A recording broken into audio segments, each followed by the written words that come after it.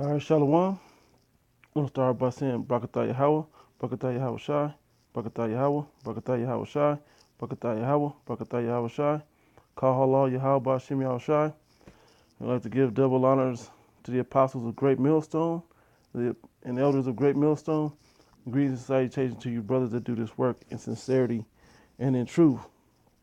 We got a quick video, a response to the video the Apostle Tahar had made about lukewarm. Basically, brothers being lukewarm. Um, so I got a couple of scriptures to go along with that. Let me start. No. I'm gonna start. Bear with me a second. Yeah. Basically, matter of fact, I'm gonna start right here. Yeah, at Matthew 25 and 14. Basically, this is the parable of the talents, and the Most High gave you this truth. You got to do something with it. You can't sit on it. You got to make sure that you're the things that He's given to you. You got to push out there to wake up the elect. You know, and basically to warn Israel. But more so to wake up the elect. All right, so I'm gonna start here. I'm gonna pretty much just read through it, and hopefully we can keep this pretty brief. Matthew 25:14, it says, "For the kingdom of heaven is as a man traveling into a far country, who was called who called his own servants and delivered unto them his goods. And unto one he gave 5 talents, to another 2, and to another 1, every man according to his several ability. And straightway took his journey." Those several abilities are the gifts the Most High divvied out to us. So whatever your ability is, you have to make the most of that. But you can't basically sit on it. Which this, if brothers I'm sure know this parable. Verse 16, it says, "Then he that had received 5 talents went and traded with the same, and made them other 5 talents. And likewise he that had 2 received 2. He also gained other 2. But he that received 1 went and digged in the earth and hid his Lord's money." So when we're out there and we're not putting these videos and shows together, if we're not really pushing this word out there like we should, we're basically burying and hiding the Lord's money. We're taking advantage of this knowledge, and we you don't want it's a fearful thing to fall into the hands of the living power. You don't want, like the apostle quotes in Revelations the 3rd chapter, you don't want him to spew you out of his mouth, because whether he gives you 5 talents, 2 talents, or 1 talent, you have to make the most of whatever he gave you. When it's like when you give a stockbroker your money, you don't want to find out you to invest in something you don't like when it come back and you lost your money, or you didn't make any gains on my money. You didn't even make any investments with. You didn't even try to make any investments with your money, and that's kind of how the situation is. This is the Lord's money, and these are the Most High's body. Also, we don't own these. We have to make the most of it. And Him giving us these bodies we have, in this talent, in this word, we have to make the most of it. All right, so I'm gonna bring up where we at. Yeah, verse 19 said, "After a long time, the Lord of those servants cometh and reckoned with him. And so he that had 5 talents came and brought other 5 talents, saying, Lord, thou deliverest unto me 5 talents. Behold, I have gained beside them 5 talents more. His Lord said unto him, Well done, thou good and faithful servant." That's the salvation part that you receive, that you've earned. It says, "Thou hast been faithful over a few things, I will make thee a ruler over many things. Enter thou into the joy of the Lord, of thy Lord." It says, "He that had received 2 talents came and said, Lord, thou deliverest unto me 2 talents. Behold, I gained 2 other talents beside them. His Lord said unto him, Well done, good and faithful servant.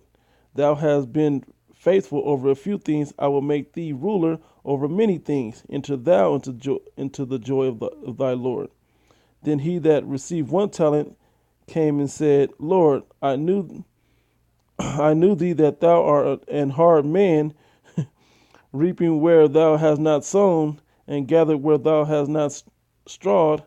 And I was afraid, and went and hid thy talent in the earth. Lo, there thou hast that in thine. His Lord answered and said unto him, Thou wicked and slothful servant, thou knewest that I reap where I sowed not, and gathered where I have not strawed. Thou oughtest therefore have put my money into the exchangers, and then at my coming I should have received mine own talent with usury. You should have made it grow. You should have made it expand. You should have made more with it. You should have doubled up, basically. It says, verse 29, For everyone that have be given, it shall have Salakia. For everyone that has shall be given, and he that have abundance. And he shall Salakia. It says, and he shall have abundance. But from him that shall not be taken away even that which he has. But you that didn't do nothing with it, the Most High gonna take what you have, that opportunity for salvation, that penny that we're all fighting for, that we're all in this thing for. Lord willing, if you're of the elect, and if you're of the hopeful elect, you that's what you're trying to gain, that goodly pearl. It says, and cast ye the unprofitable servant into outer darkness. There shall be weeping and gnashing of teeth.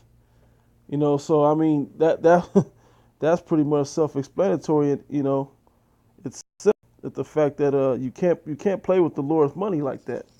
You know, and I've thought about this a little bit, and kind of the situation is, if you and reading and doing praying and fasting, you know, and doing the things that you need to do, watching the videos, the live shows, you know, there's always a topic to go in on unto. And if you're doing those things, you should have an abundance of things to talk about. I mean, maybe not as much as the apostles or, you know, the heads of your camps or whatever, but there should always be something that you can go in and talk about and bring out in prophecy and scripture, especially in this exciting time of all the prophecies that are coming out. So now I have John 7:38. It says, He that believeth on me, as the scripture has said, out of his belly shall flow rivers of living water. You know, and the reason I read that was, if you're studying and reading and watching the videos, it should be easy to throw these videos up. You should be in the spirit from the live shows, from the camps on the weekends or whatever day you guys teach and everything to be able to flow these videos out, these rivers of living water. You know, the practice and the habit of doing this doesn't change. You bring it out. This is what we do. This is our profession, as the Apostle Gabar so eloquently puts it. All right. Yeah. So now I'm gonna go to another scripture. This is bear with me 1 second as it comes up. Yeah. Let me bring it up a little bit. Yeah, right here. This is Revelation chapter 7, verse 17. For the Lamb which is in the midst of the throne shall feed them, and that's the Spirit, the Comforter, Yahweh Shai. He's feeding us with His word. He has supped with us to call us to this word. You know, it says, and shall lead them into living fountains of water, which that's His word. We should be able to make this grow and keep moving and expand and spread out and be able to use it, especially against, you know, anybody that comes up against this word, whether it be Alpha, Omega, or whoever, you know, or anybody. If anybody speak not according to this word, you know, it says there's no light in them, but we should be edifying those that can get it and knocking off that false doctrine. You know, it says, and the Most High shall wipe away the tears from their eyes. You know, basically comfort us and give us the salvation that we don't have to go through those trying things and deep destruction that a lot of the 2/3 and the other heathen that can't make it will get. So basically, this is just basically an exhortation for brothers to get their study on, man. Read and pray, fast. Try to pray to the Most High, keep your oil filled up, that you have rivers of water to give back. To sow those talents.